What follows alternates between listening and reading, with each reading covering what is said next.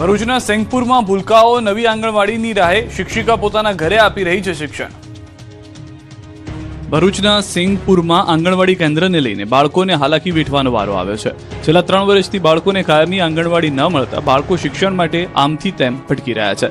અંકલેશ્વર તાલુકાના સિંગપુર ગામમાં છેલ્લા 3 વર્ષથી આંગણવાડી કેન્દ્ર પોતાનું કાયમી મકાન ન હોવાનો દાવો કરે છે. જર્જરિત મકાન જોખમી બનતા હાલ આંગણવાડી સંચાલિકાના ઘરે કેન્દ્ર ચલાવવામાં આવી રહ્યું છે.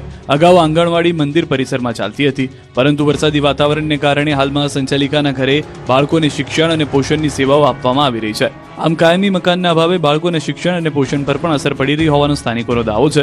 વારંવાર સ્થળ બદલવાને કારણે બાળકોની હાજરીમાં ઘટાડો નોંધાઈ રહ્યો છે. સાથે જ કાયમી જગ્યા ન હોવાથી શિક્ષણ, પોષણ અને અન્ય પ્રવૃત્તિઓના સંચાલનમાં પણ મુશ્કેલીઓ ઊભી થઈ રહી છે. સ્થાનિકોએ જણાવ્યું છે કે નવા આંગણવાડી કેન્દ્રને મંજૂરી મળી ચૂકી છે. તંત્રના દાવા મુજબ અંદાજે 18 લાખના ખર્ચે નવા મકાનનું નિર્માણ મંજૂર કરવામાં આવ્યું છે, પરંતુ ટેકનિકલ કારણોસર કામગીરી હજુ સુધી શરૂ થઈ શકી નથી. રાજ્યના 2 જિલ્લામાં ચાંદીપુરા વાયરસનો કહેર, હવે હિંમતનગરમાં નોંધાયો કેસ. સાબરકાંઠા અને હિંમતનગર સિવિલ હોસ્પિટલમાં ચાંદીપુરા વાયરસને લઈને આરોગ્ય વિભાગ એલર્ટ મોડ પર છે. 26 જૂનથી અત્યાર સુધીમાં કુલ 7 દર્દીઓને ચાંદીપુરાના શંકાસ્પદ લક્ષણો સાથે સારવાર માટે દાખલ કરવામાં આવ્યા હતા. આ દર્દીઓમાંથી 3 બાળકોના મોત થયા છે. મૃતકોમાં એક દર્દીનો ચાંદીપુરા વાયરસનો રિપોર્ટ પોઝિટિવ આવ્યો છે, જ્યારે એક દર્દીનો રિપોર્ટ નેગેટિવ આવ્યો છે. અન્ય એક મૃત દર્દીનો રિપોર્ટ હજુ પેન્ડિંગ છે.